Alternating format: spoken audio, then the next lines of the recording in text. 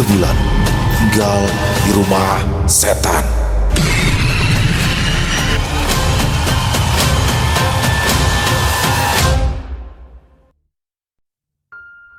Mobil sedan berwarna hitam itu berhenti perlahan di depan sebuah bangunan tua bertingkat 2. Cat dindingnya kusam, sedikit mengelupas di beberapa sudut, tetapi secara keseluruhan masih tampak kokoh.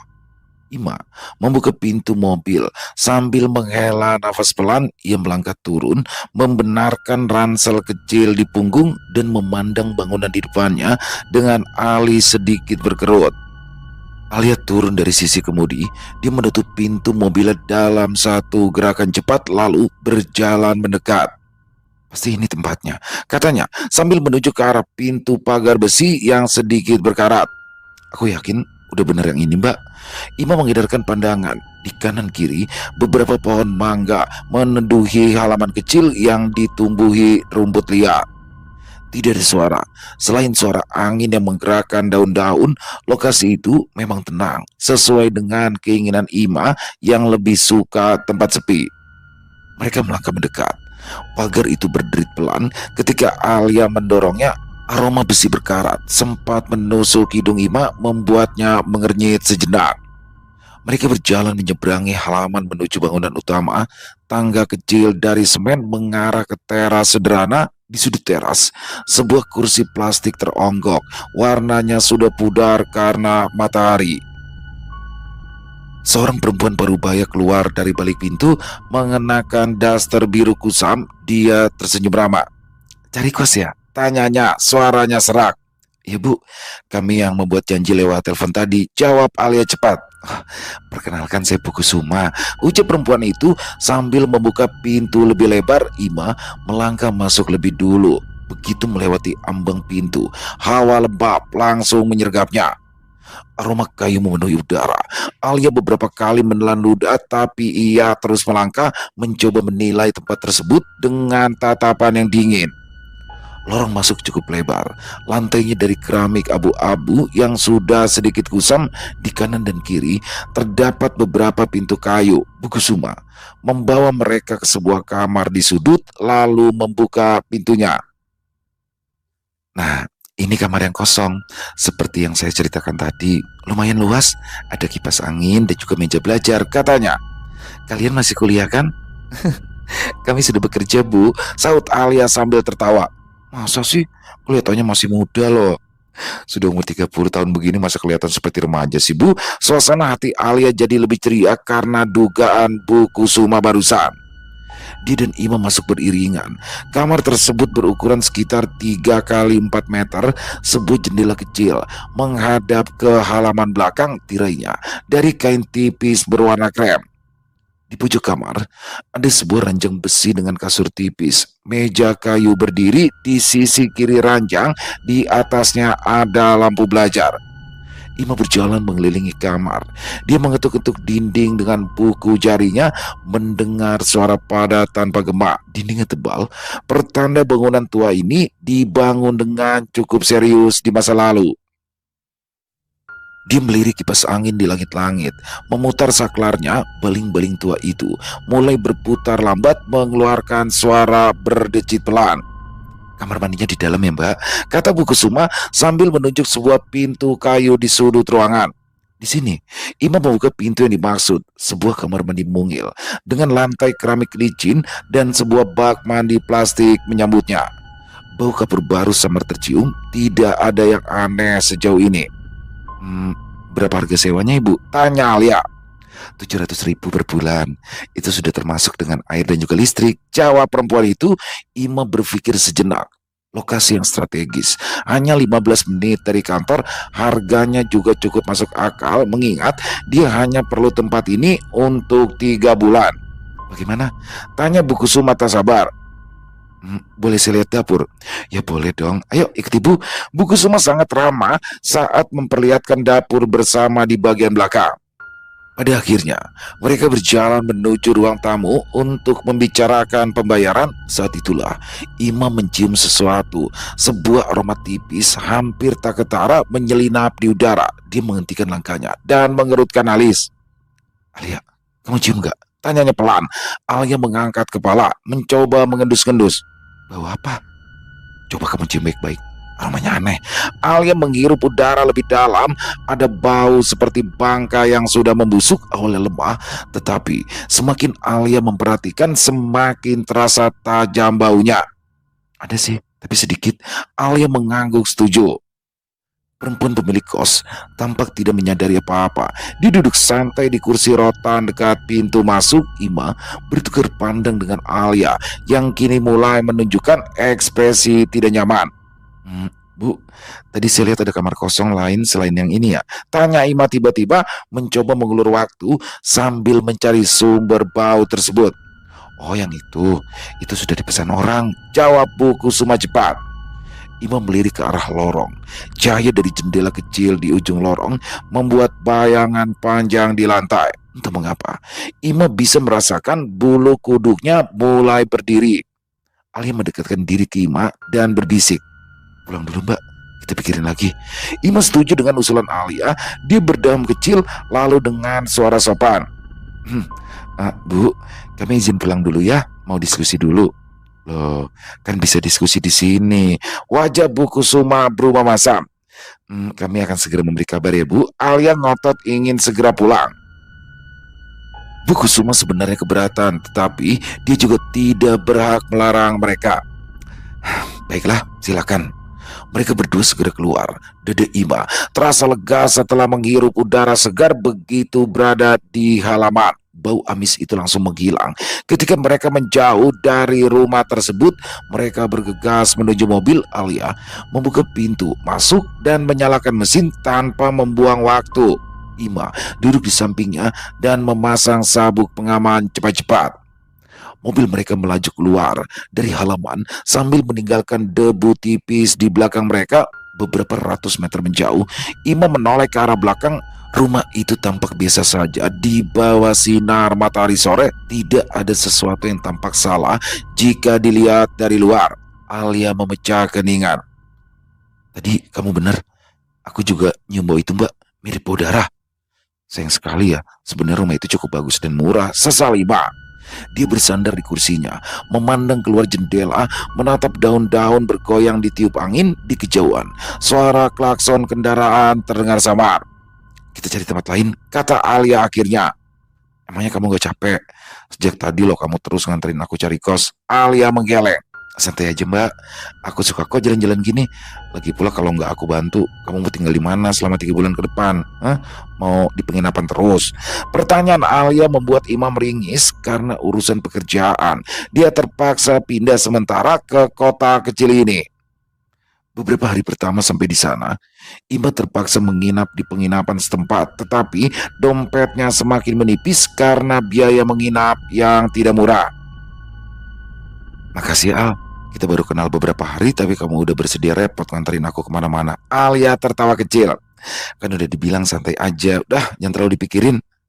Matahari hampir tenggelam ketika Ima dan Alia menepi di pinggir jalan tepat di depan sebuah minimarket kecil. Mesin mobil dimatikan, suara dunia luar langsung terdengar dalam kabin begitu jendela dibuka. Ima duduk diam di kursinya, menatap kosong ke arah lampu-lampu toko yang mulai menyala. Matanya terasa berat karena kelelahan. Sejak tadi siang, mereka berkeliling mencari kos lain, tapi hasilnya nihil. Aku udah nanya ke teman-teman di grup kantor, kata Alia memecah keningan. Kalau mau kos yang kosong bulan ini, ya tempat tadi itu aja. Yang lain penuh semua. Ima membuka ponsel, mencoba membuka aplikasi pencari kos dan menelusuri daftar yang tersisa. Semua tempat terlalu jauh dari kantor, atau lebih buruk kondisinya dibanding tempat yang pertama. Alia melirik sekilas.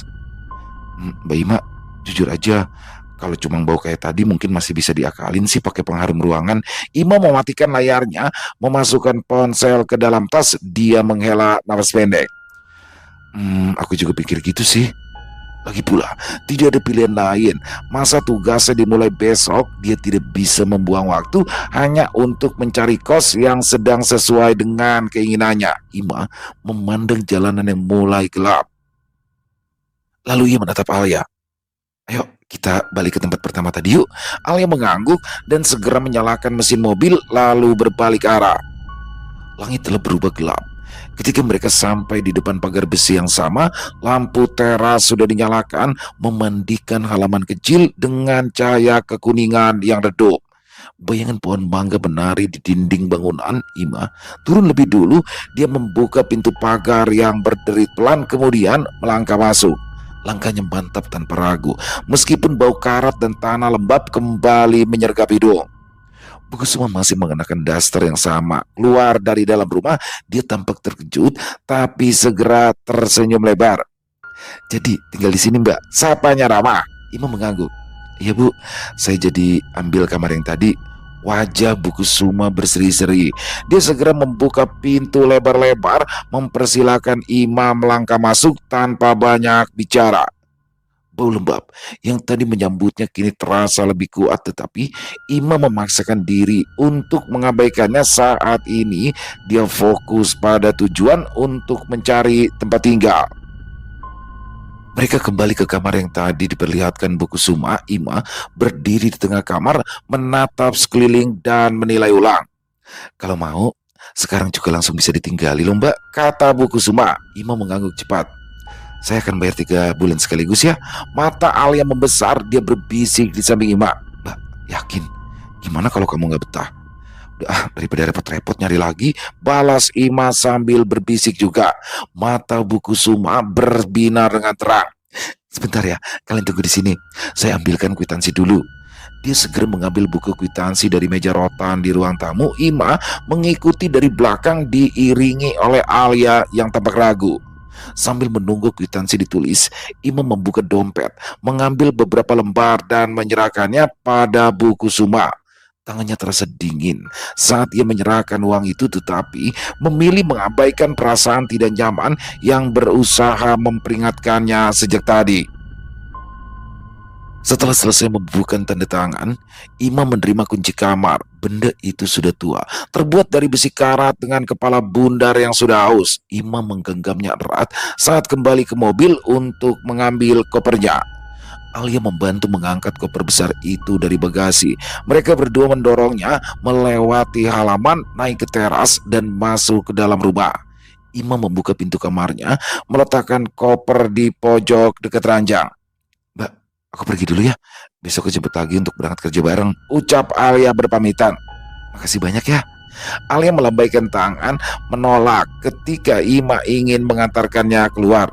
"Udah, Mbak Ima istirahat aja. Aku hafal jalannya kok.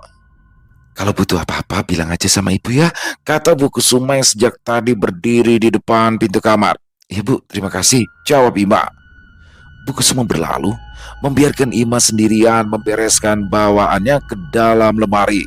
Setelah semuanya selesai, Ima menutup pintu kamarnya rapat-rapat. Dia memutar kunci dengan bunyi klik yang keras. Dia duduk kembali di ranjang, menatap langit-langit kamar, memperhatikan baling-baling kipas angin yang berputar lambat. Karena terlalu lelah, akhirnya Ima tertidur tanpa sempat membersihkan tubuh sama sekali. Dia tidur nyenyak, sehingga tidak menyadari suhu udara berubah menjadi dingin sampai air di dalam botol minumnya membeku. Dia sempat bersin sekali, tetapi kemudian tertidur lagi. Tanpa disadarinya, selimut bergerak sendiri, menutupi tubuh Ima sehingga ia tidak menggigil kedinginan. Keesokan paginya, Ima keluar dari gerbang kos karena ingin mencari sarapan. Udara masih sangat dingin, sisa embun menempel di dedaunan.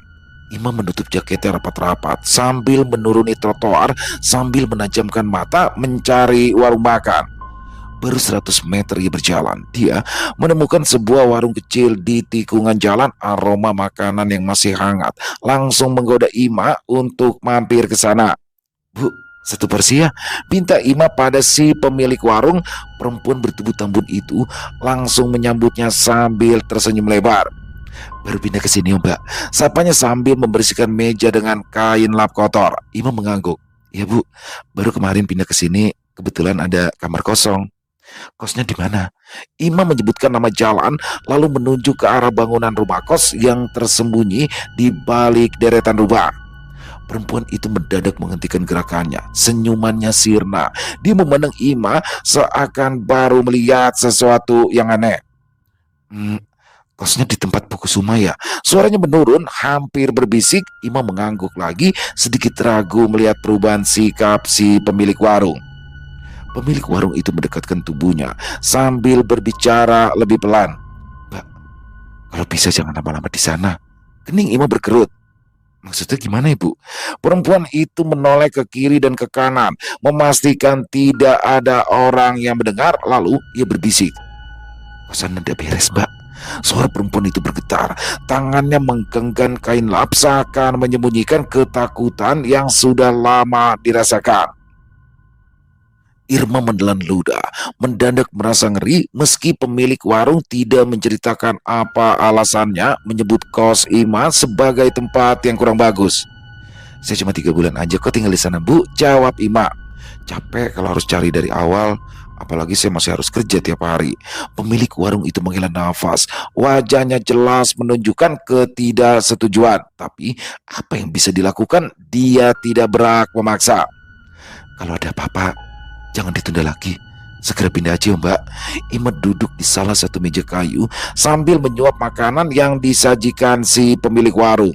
Wajahnya buram, memikirkan ucapan perempuan itu, tetapi setelah beberapa saat bahunya yang sempat tegang kembali rileks. Memangnya apa sih yang terjadi di sana? Pikir Ima sambil mengangkat bahu. "Ah, paling cuma permusuhan antar tetangga aja. Masa sih aku percaya dengan omongan mereka yang belum jelas itu?" Selesai makan, Ima bergegas membayar lantas kembali ke kos. Jalanan sudah mulai ramai oleh anak-anak sekolah serta tukang sayur yang lewat mendorong gerobak menawarkan dagangan. Saat mendekati kos, Ima melambatkan langkah sambil menatap bangunan tua yang menjadi tempat tinggalnya untuk sementara. Dindingnya kusam, jendelanya sempit, halaman kecil di depan rumah pun terasa lebih suram. Ima menghela nafas. Selama masih bisa ditinggali, sepertinya tidak ada masalah besar. Ima berniat masuk ke dalam kamar ketika ada suara perempuan menyapanya. "Hai." Ima menoleh. Seorang perempuan berdiri di depan kamar sebelah, senyumannya lebar saat bertukar pandang dengan Ima. "Aku Nina," katanya sambil melangkah mendekat, mengulurkan tangan. Ima menjabat tangannya. "Ima, iya aku udah dengar dari buku Suma bahwa kita kedatangan penghuni baru. Semoga kamu betah di sini ya." Ima tersenyum tipis. Ada sesuatu yang menyenangkan dari cara perempuan itu berbicara sehingga Ima langsung menyukainya. "Cepet juga ya beritanya sampai. Padahal baru kemarin malam aku pindah ke sini," kata Ima berusaha terdengar santai. "Jangan ragukan keandalan buku Suma dalam masalah bergosip," saut Nina sambil tertawa geli yang diikuti oleh Ima. Sekilas pandang saja sudah ketahuan kalau pemilik rumah kos ini suka bergosip. "Jangan-jangan beliau sering bermasalah sama tetangga karena hobinya ini ya, Mbak?" "Duh, jangan panggil Mbak ah, Nina aja." Nina mendekat dan berbisik. "Tebakan kamu tadi benar. Bu Kusuma memang sering bertengkar sama tetangga sekitar karena dia suka menyampaikan berita yang enggak. Tapi itu dulu. Sekarang Bu Kusuma itu lebih banyak berada di dalam rumah aja." Mulut Ima terbuka membentuk huruf O besar. Benar dugaannya tadi. "Semua kamar di sini kosong ya, Nin?" tanya Ima sekali lagi. "Semua kamar terisi penuh, tapi penghuninya jarang keluar. Kebanyakan kerja saat siang begini, dan hanya ada pada saat malam hari." Nina melirik pintu-pintu kamar lain yang tertutup rapat, lalu berkata lagi, "Kalau butuh apa-apa jangan sungkan ya, kamu ketuk aja pintu kamarku." Ima segera mengiyakan tawaran baik hati Nina. Dia sempat melirik ke pintu kamar Nina yang terbuka lebar, terlihat rapi. Ada sandal bersih tersusun di depan pintu, aroma sabun wangi samar-samar keluar dari dalam kamar. Mereka berbincang sebentar tentang hal-hal ringan berupa cuaca sampai tempat makan enak di dekat kantor. Nina berbicara dengan cepat seakan sangat senang menemukan teman baru. Tidak ada sedikit pun ketegangan di wajahnya, membuat perasaan Ima terasa lebih tenang setelah memutuskan tinggal di sana. Beberapa menit kemudian, Ima berpamitan untuk beres-beres. Nina mengangguk ramah dan kembali masuk ke dalam kamarnya. Ima membuka pintu kamar sendiri dan masuk. Lantas Dia tertegun ketika melihat handuk tergeletak di lantai. Peralatan rias yang sudah diletakkan di atas meja juga beramburan di bawah. Daun jendela kamar terbuka lebar. Tirai jendela bergerak pelan tertiup angin. Ima mengerutkan kening. Seingatnya, saat memutuskan keluar untuk mencari sarapan, dia belum sempat membuka daun jendela. Siapa yang buka ya? Ima berpikir sambil meletakkan barang yang berjatuhan ke lantai kembali ke tempatnya semula. Dia menatap jendela yang hanya bisa dibuka dari dalam itu. Keningnya berkerut bingung, tetapi tidak lama kemudian dia menggelengkan kepala. Udah pasti ini ulahku sendiri, bisik Ima pada diri sendiri. Emang siapa lagi yang bisa masuk ke dalam kamar? Lagi pula kan hanya aku yang megang kunci kamar ini, kecuali buku Suma yang mungkin megang kunci cadangan. Selesai bicara, dia tertegun sejenak. Mungkinkah buku Suma tadi masuk ke dalam kamarnya secara diam-diam? Ima menggelengkan kepalanya cepat-cepat. Memangnya apa yang mau dilakuin buku Suma di kamarku? Di sini kan gak ada barang-barang berharga. Ima sempat berpikir cukup lama sampai akhirnya tanpa sengaja dia melirik ke arah jam dinding. Badannya langsung terlonjak begitu sadar bahwa ia harus segera bersiap pergi ke kantor. Semuanya berjalan lancar hari itu. Pekerjaannya di kantor berlangsung sesuai keinginan Ima sehingga dia bisa pulang sebelum waktu maghrib. Alia kembali mengantarkannya sampai di depan pagar. Gimana kesan pertama tinggal di sini, Mbak? Entahlah, tapi aku baru sehari tinggal di sini, jadi ya belum banyak yang bisa aku simpulkan.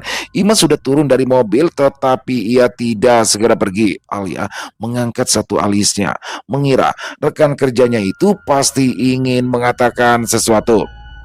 Kamu gak perlu khawatir ya. Tadi pagi aku sudah kenalan kok sama tetangga kamar. Orangnya ceria, menyenangkan. Aku rasa gak masalah sih tinggal beberapa bulan aja di sini. Syukurlah. Aku senang karena Mbak Ima udah dapet temen. Nanti hari Minggu aku kenalin ya sama dia. Mungkin kalian cocok berteman. Boleh? Sahut Alia dengan riang. Selesai mandi, Ima membuat teh hangat karena udara mulai dingin. Dia kesepian berada di dalam kamar sejak tadi sehingga memutuskan untuk keluar. Siapa tahu ada yang bisa diajak mengobrol sambil menunggu kantuk datang. Saat melangkah ke depan pintu, Ima melihat Nina sedang duduk di tangga yang menghubungkan lantai 1 dan 2. Perempuan itu mengenakan kaos longgar dan celana pendek dengan rambut yang diikat asal-asalan. Di tangannya ada sebungkus makanan ringan yang sudah setengah kosong. Selepas mandi, Ima membuat teh hangat karena udara mulai dingin. Dia kesepian berada di dalam kamar sejak tadi sehingga memutuskan untuk keluar. Siapa tahu ada yang bisa diajak mengobrol sambil menunggu kantuk datang. Saat melangkah ke depan pintu, Ima melihat Nina sedang duduk di tangga yang menghubungkan lantai 1 dan 2. Perempuan itu mengenakan kaos longgar dan celana pendek dengan rambut ikat asal-asalan. Di tangannya ada sebungkus makanan ringan yang sudah setengah kosong. Begitu melihat Ima, Nina melambaikan tangan. Sini, ajaknya ceria. Ima tersenyum kecil. Ia berjalan mendekat, ikut duduk di anak tangga, membiarkan gelas teh bertengger di salah satu anak tangga di bawahnya. Sepi ya? Kota kamu anak-anak lain biasanya ramai kalau malam. Nina mengangkat bahu. Iya, aku juga nungguin mereka keluar kamar dari tadi tapi nggak ada satupun yang keluar. Mungkin capek kali habis kerja seharian. Bisa jadi. Ia menyesap tehnya perlahan sebelum melanjutkan. Iya, ibu pemilik warung tempatku sarapan tadi ngomong. Katanya rumah kos ini bermasalah. Ya aku harap sih bukan karena penghuni rumah kos ini semuanya hantu. Nina yang sedang mengunyah langsung tersedak. Ia menutup mulutnya dengan tangan, lalu tertawa terpingkal-pingkal sampai tubuhnya berguncang. Beberapa makanan ringan berhamburan dari kotaknya. Ima ikut meringis. Dia baru sadar ucapannya barusan memang terdengar konyol. Nina mengimbas-imbaskan tangan sambil berusaha mengendalikan tawanya. Astaga Ima. Masa zaman sekarang kamu masih percaya sih sama hantu? Kali ini Ima tidak bisa menjawab. Dia tersipu malu. Serius deh, aku sudah 2 tahun loh tinggal di sini, kata Nina sambil mengelap matanya yang berair karena terlalu banyak tertawa. Gak ada apa-apa, Aku itu selalu tidur pulas setiap malamnya. Udah pernah tuh denger-denger suara aneh, apalagi lihat penampakan hantu atau semacamnya. Imam mengembuskan nafas lega. Beban yang menggantung di pikirannya menguap. Begitu saja dia menyesap tehnya sekali lagi, merasakan hangat yang mengalir di tenggorokan. Satu persatu, pintu-pintu kamar lain mulai terbuka. Penghuni kos lain hilir mudik dengan kesibukan masing-masing. Benar yang dikatakan Nina, kos yang di siang harinya terasa sunyi, ketika malam justru berubah hidup. Suara sandal diseret, obrolan di depan kamar, denting piring dari dapur kecil di ujung koridor membuat suasana semakin ramai. Imam memperhatikan mereka semuanya. Ia merasa lebih tenang karena tempat ini terasa penuh kehidupan. Nina berdiri dan meregangkan tubuhnya. Kalau lapar nanti malam, langsung ke dapur aja, Mak. Ada mie instan di laci atas. Ima mengangguk. Makasih ya. Nina melangkah santai kembali ke dalam kamarnya, meninggalkan Ima yang masih duduk memandangi lorong. Lampu kuning kusam, suara obrolan dari beberapa kamar, aroma gorengan dari dapur. Semuanya membuat kos ini terasa seperti rumah sementara yang cukup layak. Imam mengangkat gelas tehnya yang hampir kosong, lalu berdiri dan berjalan kembali ke kamarnya. Kipas angin berdengung pelan di langit-langit. Imam menarik selimut tipis sampai ke dagunya. Di luar kamar, suara tawa samar masih terdengar. Imam juga mendengar bunyi pintu ditutup perlahan dari salah satu kamar. Suara langkah kaki berlalu di lorong. Makin lama, makin menghilang. Udara malam masuk lewat ventilasi di atas ranjang, membawa aroma malam yang menenangkan. Imam menarik nafas panjang, membiarkan tubuhnya tenggelam di kasur tipis. Dia tidak tahu apa yang akan terjadi dalam 3 bulan ke depan, tetapi untuk malam ini Imam merasa aman karena sudah memilih tempat yang tepat. Kesadarannya sudah hampir larut dalam mimpi ketika samar-samar Imam mencium aroma anyir. Semakin lama semakin tajam, tetapi setelahnya Imam tenggelam di dalam mimpi. Waktu berlalu dengan cepat. Tidak terasa, sudah hampir 3 bulan Ima tinggal di sana. Semua awal terasa aman, terutama saat malam hari ketika Ima pulang bekerja. Tetapi 2 minggu sebelum masa kerjanya di kota itu selesai, hampir setiap malam Ima diganggu oleh suara tangisan dari luar kamar. Suara tangis bayi itu yang semakin lama semakin keras. Ima sudah pernah mencoba mencari tahu asal suara, tetapi tidak mendapatkan apa-apa.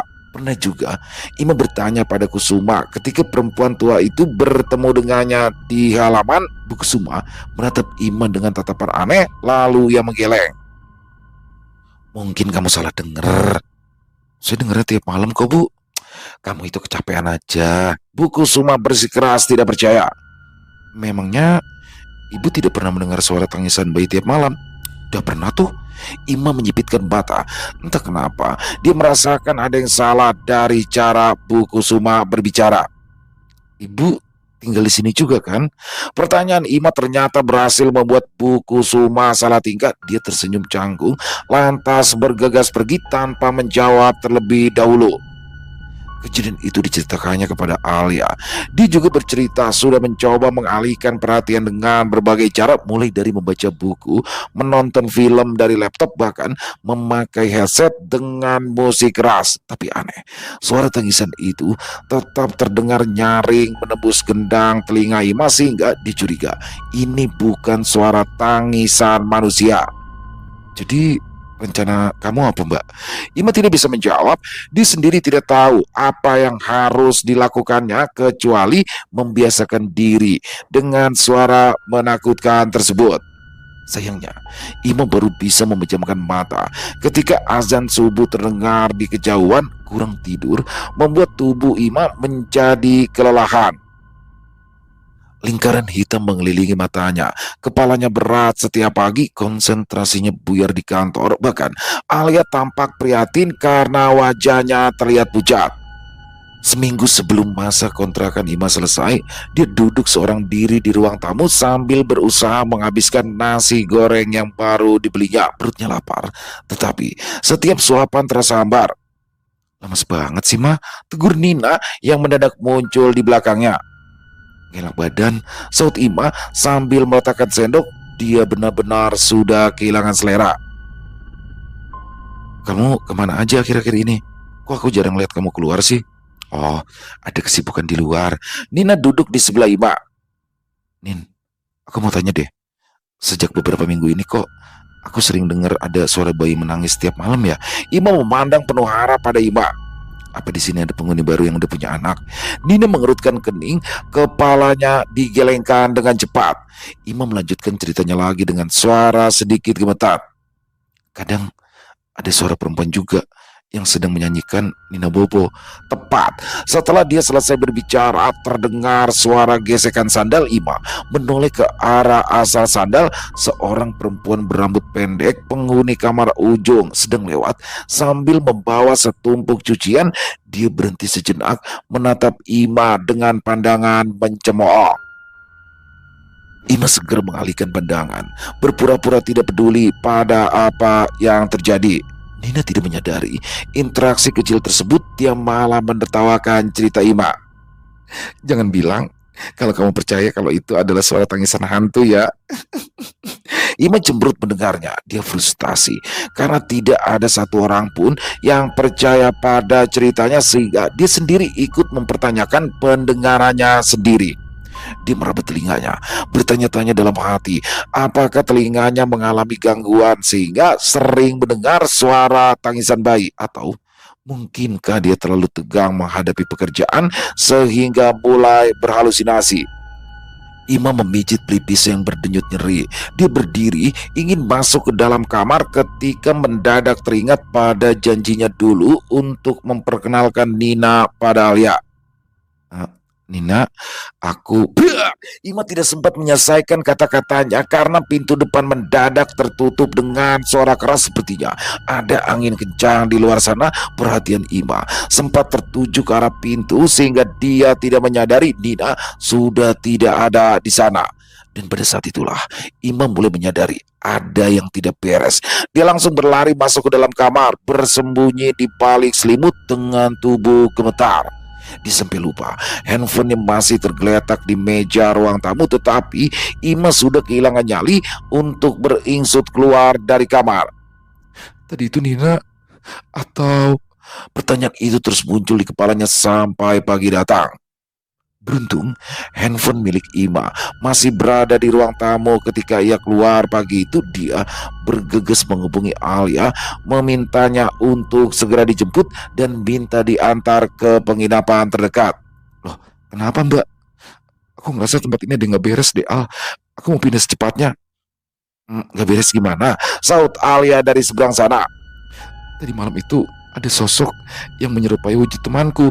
Ima menjawab dengan suara gemetar. Alia terdiam cukup lama. Pagi ini sih aku ada kesibukan Mbak. Siang nanti baru bisa aku jemput. Nggak masalah kan? Mbak Ima masih bisa sabar sebentar kan? Ima menganggukkan kepala lalu tersadar Alia tak bisa melihatnya. Bisa Al, aku juga mau beres-beres dulu barang bawaanku. Panggilan diputus. Ima terduduk di atas bangku sambil berpikir. Dia memandang lorong yang sudah sunyi walau hari masih sangat pagi. Sepertinya semua penghuni di sana sudah berangkat ke tempat kerja mereka masing-masing. Sepertinya aku terlalu berlebihan, gumamnya sendirian. Bisa aja tadi malam itu Nina udah masuk ke kamarnya tapi aku nggak menyadarinya. Ima berdiri, berjalan mondar-mandir sambil terus memikirkan keputusan yang diambil. Pada akhirnya Ima memutuskan untuk tetap pindah, tetapi bukan dengan cara terburu-buru seperti ini. Dia berjalan menuju kamar Nina, mengetuk pintunya beberapa kali. Nina. Tidak ada sautan. Ima mengintip melalui lubang pintu, tetapi yang didapatinya hanya kegelapan saja. Sepertinya Nina sudah mematikan lampu kamar. Ima mencoba mendorong knop pintu yang rupanya terkunci. Mungkin dia udah berangkat kerja, desanya sambil masuk ke dalam kamar sendiri untuk membereskan barang-barang pribadinya.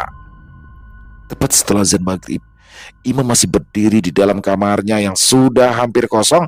Hanya tersisa koper besar dan beberapa kantong belanjaan berisi pakaian yang belum sempat ia lipat. Tangannya sibuk melipat jaket terakhir. Sementara Alia berdiri di ambang pintu bersandar sambil menggenggam sebotol air mineral. Dia baru bisa datang karena menghadiri acara di rumah saudara sepupunya. Alhamdulillah, akhirnya selesai juga, kata Ima menyeka keringat di dahinya dengan punggung tangan. Alia menatap sekeliling untuk memastikan tidak ada barang yang tertinggal. Udah dimasukin semua. Udah beres. Sudah dapat kamar penginapan. Udah juga. Yuk, kalau begitu kita pergi yuk. Jangan sampai kemalaman. Aku merinding deh kalau kelamaan di sini. Ucap Alia sambil mengusap lengannya. Dia beranjak mendekati Ima, membantunya menarik salah satu koper. Tunggu dulu, kata Ima sambil menarik nafas. Aku mau keliling sebentar, mau pamitan sama anak-anak kos yang lain. Mendengar itu, Alia memiringkan kepala, dahinya berkerut. Anak-anak kos yang lain? Tanyanya dengan nada heran. Iya, jawab Ima. Kan banyak tinggal di sini. Mereka itu biasanya cuma keluar malam hari karena kami kan sama-sama sibuk kerja. Tapi kami sering kok papasan di koridor. Terus di sini juga ada Nina. Nah, perempuan itu yang biasa aku ceritakan itu. Terus Alia memotong cepat. Mbak Ima, kamu itu tinggal sendirian di kos ini. Setiap kali aku kesini, kamar yang lain selalu digembok dari luar dan gak ada tuh ciri-ciri dihuni. Ima tertawa pelan mengira jika Alia bercanda. Dia menyeret kopernya keluar kamar. Bercanda ah, aku tiap malam ketemu mereka kok. Alia tidak tertawa. Mbak, aku serius loh mbak. Aku sering kesini juga kan. Kadang siang, sore, bahkan malam hari juga pernah. Gak pernah tuh ada orang lain. Ima memandang Alia seolah-olah temannya itu sudah gila. Alia menyilangkan tangan di dada. Kalau gitu, ayo kita tanya sama Bu Kusuma, biar Mbak Ima percaya sama ucapanku. Tanpa menunggu persetujuan Alia, langsung berjalan menuju rumah kecil yang terletak di bagian belakang. Ima pun terpaksa mengikuti. Kopernya berderak di jalan setapak yang tidak rata. Bu, Alia mengetuk pintu tempat tinggal Bu Kusuma, tetapi tidak ada sautan. Alia yang kesal sampai menggedor pintu itu berulang kali. Rumah kecil itu gelap, bahkan bagian terasa kotor seperti tidak dirawat. Sarang laba-laba terlihat di beberapa bagian tempat. Alia, panggil Ima seperti menarik tangan Alia. Coba kamu lihat. Kayaknya Bu Kusuma gak tinggal di sini deh. Alia memandang tempat yang ditunjuk Ima. Dia meneguk ludah dengan susah payah. Kita pergi sekarang mbak. Putus ya. Seraya bergegas meninggalkan tempat tersebut, mobil Alia melaju kencang. Tetapi bukannya menuju penginapan, melainkan langsung pulang ke rumah Alia. Kamu nginep dulu aja di rumahku mbak. Aku takut kamu kenapa-napa kalau tidur sendiri di tempat asing. Ima tidak bersuara. Dia hanya mengangguk saja, wajahnya kusut karena ada banyak pertanyaan di dalam kepalanya. Keesokan harinya, setelah pulang bekerja, Ima setengah menyeret Alia agar mengantarkannya kembali ke tempat tinggalnya yang lama.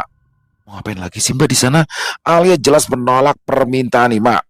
Aku mau nyari Bu Kusuma. Aku yakin kok dia juga manusia biasa seperti kita. Tapi kebetulan aja tadi malam gak ada. Alia memutar bola matanya. Terus mau apa kalau ketemu? Ya mau pamitan Al. Jawaban Ima membuat Alia tidak berkutik. Bagaimanapun juga Ima memang harus berpamitan kepada pemilik kos itu. Bukannya pergi begitu saja tanpa memberikan penjelasan. Aku juga mau mastiin apa benar cuma aku sendirian tinggal di sana. Kalau iya, lalu Nina itu siapa? Dan orang-orang yang biasa ketemu di sana. Ya udahlah, ayo. Tapi jangan sampai kemalaman. Aku kapok. Mobil Arya berjalan pelan di depan kos Ima, tetapi pagar rumah itu masih terbuka lebar. Seperti yang ditinggalkan Ima dan Alia tadi malam, mereka berdua saling pandang. Mau turun? Tanya Alia. Ima meringis. Kayaknya Bu Kusuma masih nggak ada deh. Kita terus aja ke warung Basari. Letaknya nggak jauh kok, sekitar 100 meter dari sini. Mereka akhirnya berhenti di warung Busari. Ima turun lebih dulu, yang segera diikuti oleh Alia. Permisi Bu, saya mau tanya soal kos di ujung jalan itu yang cat pagarnya udah mengelupas. Perempuan itu menghentikan aktivitasnya. Dia menatap Ima beberapa detik lalu memandang ke arah kos yang disebutkan.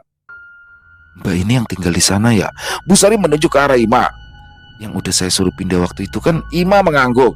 Ayo sini, Masuk dulu, biar kita bisa ngobrol lebih banyak. Bu Sari menarik tangan Ima, mengajaknya masuk ke dalam warung. Sebenarnya bagaimana sih ceritanya? Kok kamu bisa-bisanya sampai tinggal di sana? Ima menceritakan asal-usul bagaimana dia bisa berada di kota ini dan harus segera mencari tempat tinggal setelah berkeliling seharian hanya tempat buku Suma yang kosong. Kasian banget sih kamu, Mbak. Jauh-jauh datang kerja di sini, malah tinggal di rumah angker. Rumah angker? Alia dan Ima bertanya serempak. Bu Sari mengangguk. 2 tahun lalu loh, tempat itu sempat ramai. Tapi penghuninya segera pindah setelah polisi menemukan perempuan hamil dicor di dalam sana. Mata Ima membelalak ngeri. Dicor? Iya, dicor pakai semen. Dia itu hamil, tetapi lelaki yang mengambil tidak mau bertanggung jawab, bahkan membunuh perempuan itu. Dada Ima berdegup dengan kencang. Perempuan itu namanya Nina. Bu Sari langsung mengangguk. Ya, namanya Nina. Ya, kamu tahu dari mana? Nina selama ini menjadi tetangga kamar saya. Ima gemetar sehingga Alia bergegas memeluknya. Jawaban Ima membuat Bu Sari juga gemetar.